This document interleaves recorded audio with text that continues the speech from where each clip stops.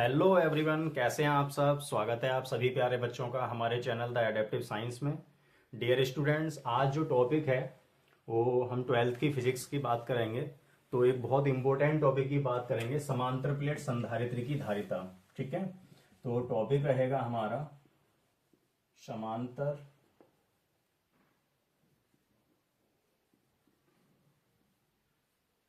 Plate संधारित्र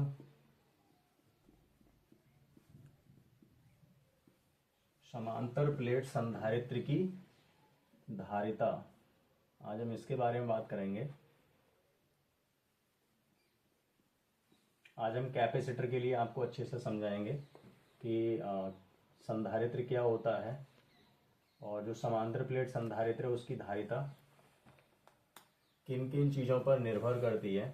ठीक है, ये टॉपिक है हमारा, समांतर प्लेट संधारित्र की धारिता। समांतर प्लेट संधारित्र की धारिता। तो सबसे पहले संधारित्र की बात करेंगे, आपको समझाते हैं संधारित्र क्या होता है। फिर हम समांतर प्लेट संधारित्र की धारिता किन किन कारकों पर निर्भर करती है इसको एक्सप्लेन करेंगे। और सबसे इंटरेस्टिंग बात यह रहेगी कि समांतर प्लेट संधारित्र की धारिता का जो डेरिवेशन है, ठीक है, वो हम इतने आसान तरीके से सॉल्व करेंगे कि आपको लगेगा कि हाँ, बहुत ही ज्यादा सिंपल तरीके से हम इसको हल करने वाले हैं। ठीक है, और ये दो प्रश्नों के मैं एक ही आंसर में आपको क्या कर दूंगा, इंक्लूड कर दूंगा।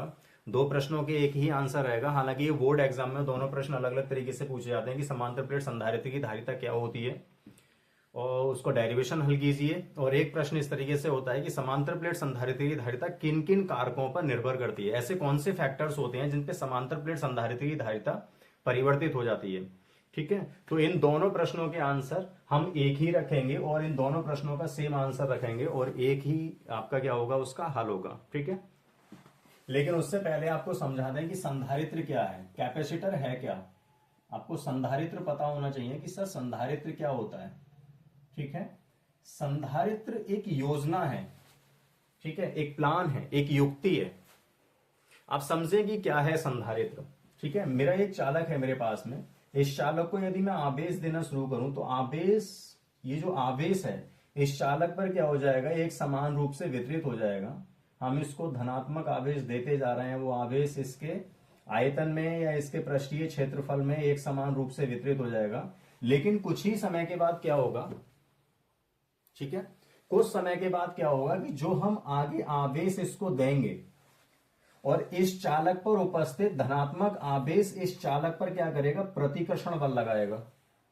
ठीक है, हम इसको आवेशित करने के लिए आवेश दे रहे हैं, लेकिन उस पर पहले से उपस्थित जो आवेश है वो आने वाले आवेश पर क्या करेगा, प्रतिकर्षण बल लगाएगा।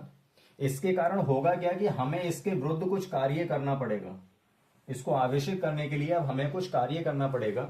लेकिन कुछ समय के बाद में ये प्रतिकर्षण बल इतना ज्यादा हो जाएगा कि हमारे द्वारा दिया गया आवेश, ठीक है, हमारे द्वारा दी गई ऊर्जा क्या हो जाएगी, ऊष्मीय ऊर्जा में क्या हो जाएगी, व्यय हो जाएगी।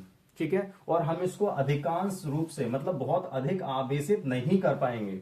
ठीक है, प्रतिकर्षण बल का मान इतना ज्यादा हो जाएगा कि हम इसको आवेशित अब नहीं कर पाएंगे। और अब हमारे लिए क्या है, इस चालक को क्या करना है, अभी और आवेशित करना है। हमारी रिक्वायरमेंट ये है, हमारी आवश्यकता ये है कि इस चालक पर अभी और अधिक आवेश होना चाहिए था, बट हम इसको आवेशित नहीं कर पा रहे हैं।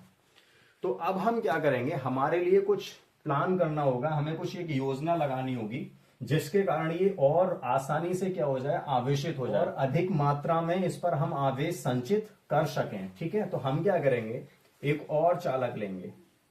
ठीक है, इसके बराबर सेम क्षेत्रफल वाला या सेम आयतन वाला हम क्या करेंगे, एक और चालक लेंगे।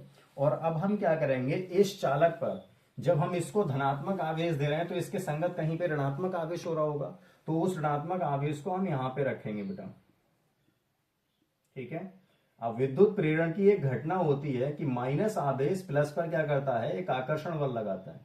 तो ये वाला माइनस आवेश इस प्लस पर क्या करेगा, एक आकर्षण बल लगाएगा। यहां जितना भी है क्या है, आपका ऋणात्मक आवेश है, तो ये जो प्लस का आवेश है वो सब इधर की ओर क्या हो जाएगा, एडजस्ट हो जाएगा। आप ध्यान से नोटिस करना, ये सब आवेश इधर की तरफ क्या हो जाएगा, एडजस्ट हो जाएगा।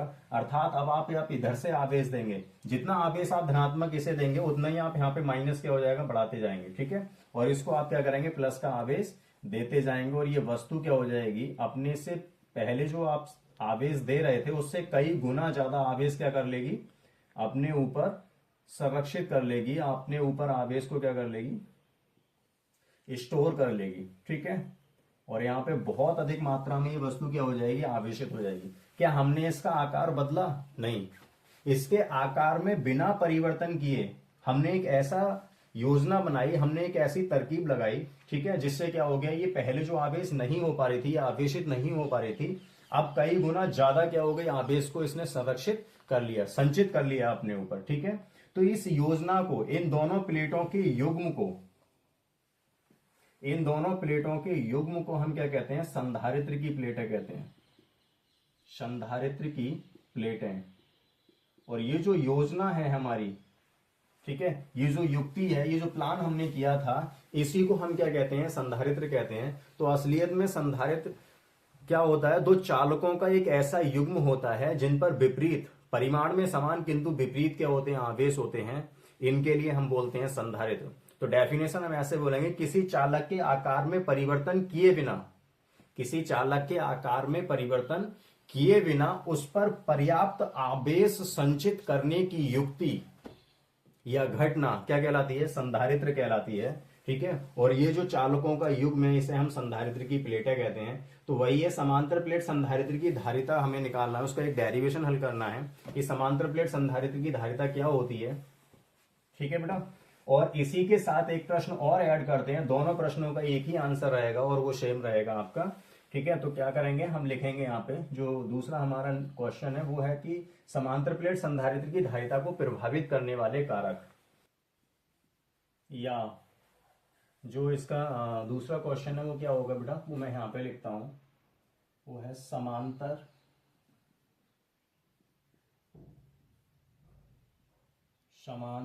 प्लेट संधारित्र,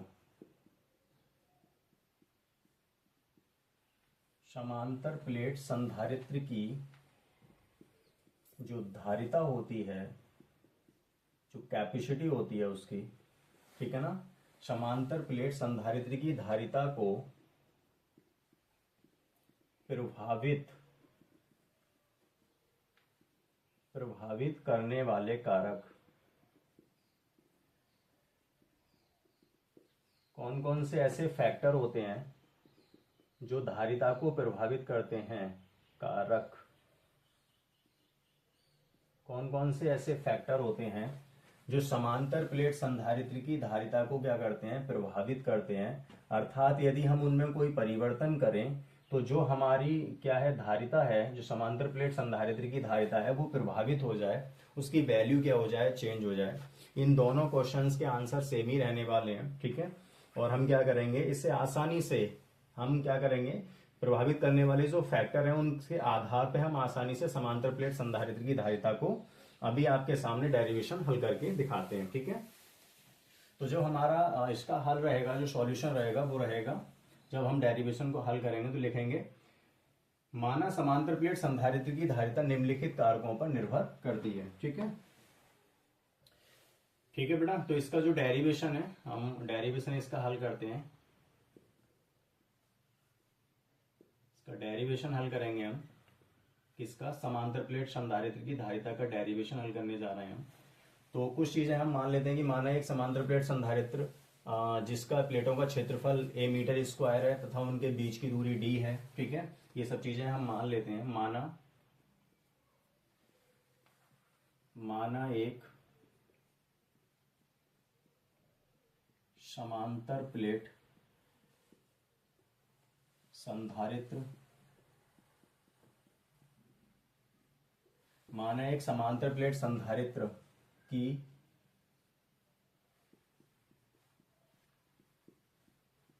प्लेटों का क्षेत्रफल a मीटर स्क्वायर तथा इनके बीच की दूरी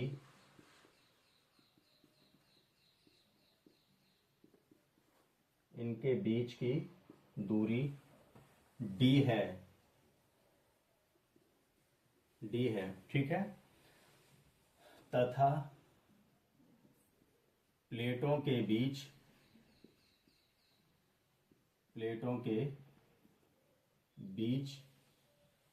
के परावैद्युतांक का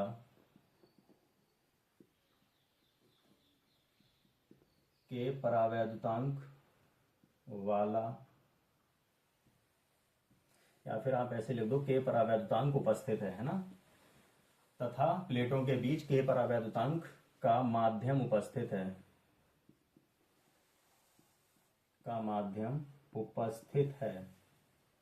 कोई आपने एक ऐसा मीडियम लिया है जिसका परावैद्युतांक के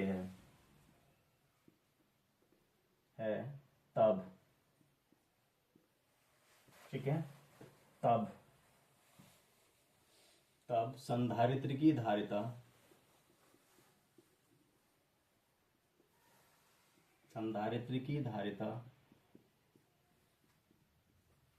निम्न कारकों पर निर्भर करेगी,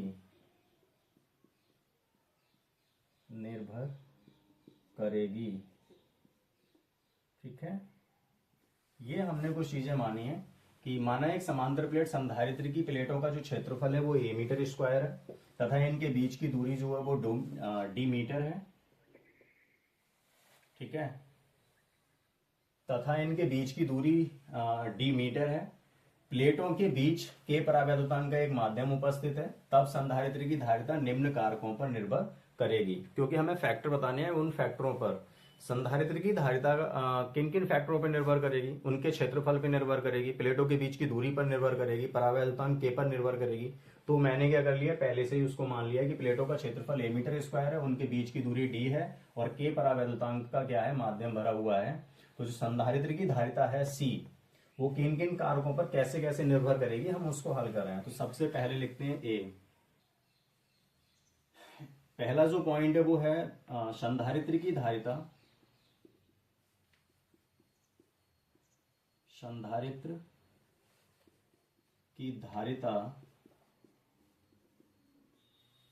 प्लेटों के क्षेत्रफल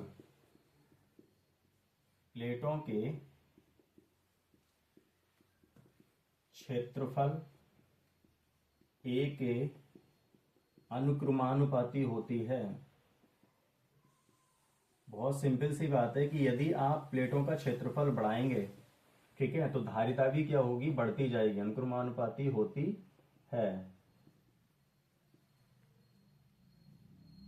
ठीक है। संधारित्र की धारिता प्लेटों के क्षेत्रफल a के अनुक्रमानुपाती होती है, ये पहला पॉइंट है। मतलब इसका यह है कि किसी भी समांतर प्लेट संधारित्र की धारिता उसके प्लेटों के क्षेत्रफल पर निर्भर करती है। यदि आप क्षेत्रफल बढ़ाएंगे तो धारिता भी बढ़ जाएगी, यदि आप क्षेत्रफल घटाएंगे, कम करेंगे, तो धारिता भी घट जाएगी।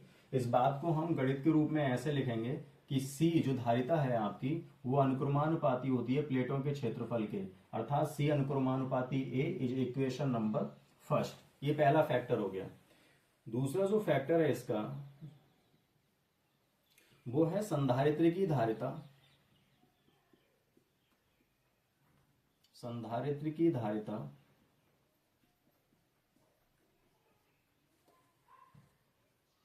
प्लेटों के बीच की दूरी,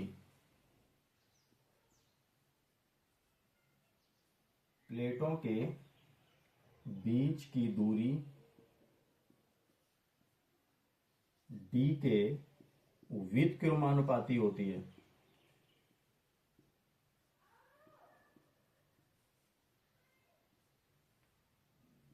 ठीक है। इसको समझें आप बेटा, इसका मतलब क्या है। इसका मतलब है कि जो आपकी समांतर प्लेट संधारित्र की धारिता जो C है, उसका मान प्लेटों के बीच की दूरी d पर निर्भर करता है। जो प्लेटें होती हैं हमारी, उन प्लेटों की बीच की दूरी पर निर्भर करता है। यदि आप दूरी बढ़ाएंगे तो धारिता कम हो जाएगी, और यदि आप दूरी कम करेंगे तो धारिता क्या हो जाएगी, बढ़ जाएगी, क्योंकि व्युत्क्रमानुपाती होता है। तो C जो है वो अनुक्रमानुपाती होता है किसके, 1/d के। यदि मैं अनुक्रमानुपाती बोलूंगा तो 1/d लिखूंगा, और यदि मैं इसको व्युत्क्रमानुपाती बोलूंगा तो मैं बोलूंगा C व्युत्क्रमानुपाती d, फिर इसको 1/d नहीं बोलेंगे, ठीक है। ये इक्वेशन नंबर कितना हो गया, सेकंड हो गया। एक फैक्टर और बचा है जो हमने लिया था, और वो क्या है आपका, वो है परावैद्युतांक, ठीक है। तो संधारित्र की धारिता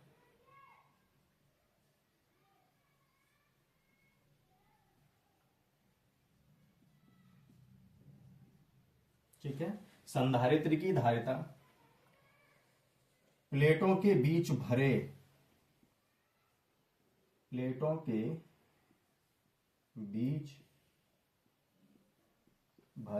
माध्यम के परावैद्युतांक, हर माध्यम का परावैद्युतांक होता है ना एक, तो हम जिसे हम के से प्रदर्शित करते हैं, ठीक है। संधारित्र की धारिता प्लेटों के बीच भरे माध्यम के परावैद्युतांक के अनुक्रमानुपाती होती है।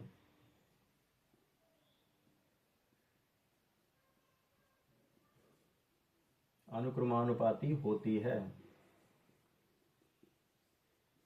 ठीक है। संधारित्र की धारिता जो आपकी सी है वो प्लेटों के बीच भरे गए माध्यम के, है ना, माध्यम के परावैद्युतांक, माध्यम का जो परावैद्युतांक है के, उसके अनुक्रमानुपाती होती है। अर्थात आप इसे लिख सकते हैं सी अनुक्रमानुपाती क्या के इज इक्वेशन नंबर, ये कितना हो गया, थर्ड हो गया। उपरोक्त तीनों संबंधों को मिलाने पर, उपरोक्त तीनों संबंधों को, उपरोक्त तीनों संबंधों को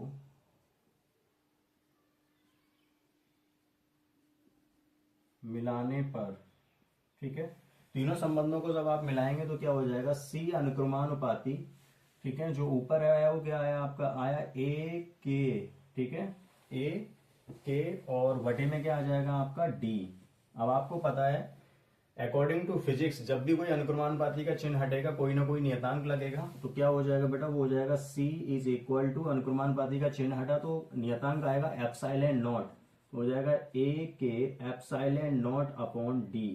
अर्थात समांतर प्लेट संधारित्र की धारिता का जो फॉर्मूला होता है वो होता है C इज इक्वल टू ए के एप्सिलॉन नॉट अपॉन डी, जहां ए उन प्लेटों का क्षेत्रफल है, के उन प्लेटों के बीच भरे गए माध्यम का परावैद्युतांक है, एप्सिलॉन नॉट नियतांक है, तथा डी जो है वो क्या है, उन प्लेटों के बीच की दूरी है। अब आप जानते हैं कि वायु तथा निर्वात के लिए ये इक्वेशन नंबर क्या कर सकते हैं आप, 4 कर सकते हैं। आप लिखेंगे वायु तथा निर्वात के लिए के का मान क्या होता है, 1 होता है। वायु तथा निर्वात के लिए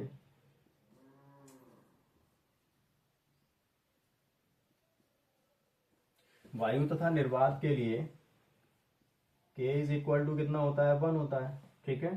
के बराबर 1, तब समीकरण 4 से क्या परिवर्तन होगा बेटा, देखो यहाँ पे वायु तथा निर्वात के लिए के का मान 1 होता है, तो समीकरण 4 से क्या हो जाएगा, यहाँ वायु में या फिर निर्वात में जो आपकी समांतर प्लेट संधारित्र की धारिता होगी के का मान 1 रखने पे हो जाएगी क्या आपका, ए एप्सिलॉन नॉट अपॉन कितना डी, ठीक है। इसे हम सी नॉट से प्रदर्शित करेंगे। और ये क्या है, माध्यम होने पर धारिता है, और ये क्या है, जब उन प्लेटों के बीच में वायु या निर्वात है तब उसकी धारिता है। तो क्या निकल के आया बेटा, यहाँ से निकल के आया C naught is equal to A epsilon naught upon D, क्योंकि के का मान कितना हो चुका है, 1 हो चुका है। इसको आप समीकरण कितना कर लें, 5 कर लें, ठीक है। एक संबंध और निकाल रहा हूं मैं, जो किसी माध्यम में संधारित्र की धारिता तथा वायु या निर्वात में संधारित्र की धारिता के बीच में एक संबंध दर्शाती है, ठीक है। तो हम क्या करेंगे, समीकरण 4 इज डिवाइडेड बाई समीकरण 5, समीकरण 4 इज डिवाइडेड बाई समीकरण कितना, 5, यानी समीकरण 4 को, समीकरण 4 को हम समीकरण 5 से क्या करते हैं, डिवाइड करते हैं, तो क्या आएगा निकल के, C अपॉन सी नॉट आएगा। देखो ध्यान से, C बटे कितना हो जाएगा, C naught is equal to, ये सब आपस में एक दूसरे को कैंसिल करेंगे और क्या आ जाएगा आपका, K आ जाएगा, ठीक है। ठीक है, C नॉट को इधर भेजेंगे तो क्या हो जाएगा, ये मल्टीप्लाई में आएगा। ध्यान से देखें क्या होने वाला है जरा, यहाँ पे ये होने वाला है आपका बेटा, जब C इधर जाएगा तो C is equal to C naught के, अर्थात प्लेटों के बीच निर्वात के स्थान पर, अर्थात प्लेटों के बीच निर्वात के स्थान पर परावैद्युत भरे होने से संधारित्र की धारिता के गुना बढ़ जाती है, ठीक है। ये जो संधारित्र की धारिता है वो निर्वात और वायु में समांतर प्लेट संधारित्र की धारिता है C नॉट, ठीक है। और ये जो है वो के परावैद्युतांक भरा हो, जब प्लेटों के बीच में एक ऐसा माध्यम भरे हम जिसका परावैद्युतांक के हो, तो क्या हो जाता है, उस वायु संधारित्र की जो धारिता है वो सीधा के गुना क्या हो जाती है, बढ़ जाती है। ठीक है। तो वायु संधारित्र की धारिता C0 तथा माध्यम में किसी समांतर प्लेट संधारित्र की धारिता C के बीच में एक संबंध भी है, और ये क्या है, इसको प्रभावित करने वाले कारक हैं, और यही समांतर प्लेट संधारित्री की क्या है, धारिता है। उसका डेरिवेशन ये है, C इज इक्वल टू ए के एप्सिलॉन नॉट अपॉन डी। ठीक है। तो इन दोनों प्रश्नों का आंसर आपने आसानी से ऐसे हल किया है। हालांकि समांतर प्लेट संधारित्री की धारिता का डेरिवेशन इस तरीके से नहीं, किसी और तरीके से भी हल किया जाता है जो रियल है, लेकिन हमने आसान करने के लिए उसको डाइवर्ट कर दिया, और 2 क्वेश्चन के आंसर आपको एक ही में क्या कर दिए, कन्वर्ट कर दिए। ठीक है। तो आप इसे आसानी से क्या कर लें, इसका स्क्रीनशॉट ले लें और इसको याद कर लें। बाकी अब जो नेक्स्ट वीडियो में हम आएंगे तो एक और डेरिवेशन हल कराएंगे जो बहुत इंपॉर्टेंट है पेपर के लिए, बोर्ड एग्जाम के लिए सबसे इंपॉर्टेंट टॉपिक होता है कि समांतर प्लेट संधारित्र की धारिता आपको निकालनी है जब उसके बीच में परावैद्युतांक आंशिक रूप से उपस्थित हो। ठीक है। तो समांतर प्लेट संधारित्र की धारिता का डेरिवेशन हल करेंगे जब परावैद्युतांक उनके बीच में आंशिक रूप से उपस्थित होगा। तब तक के लिए क्या करेंगे, आप इसको अच्छे से याद करेंगे, पढ़ेंगे, और यदि हमारी ये वीडियो आपको पसंद आई हो तो चैनल को सब्सक्राइब करके, ठीक है, बेल आइकन प्रेस कर लें, जिससे कि आपको जो आने वाली वीडियो हो सबसे पहले उनका नोटिफिकेशन मिले। हमारे चैनल को क्या करें, सपोर्ट करें। ठीक है। अपना ख्याल रखें, सुरक्षित रहें। जय हिंद, जय भारत।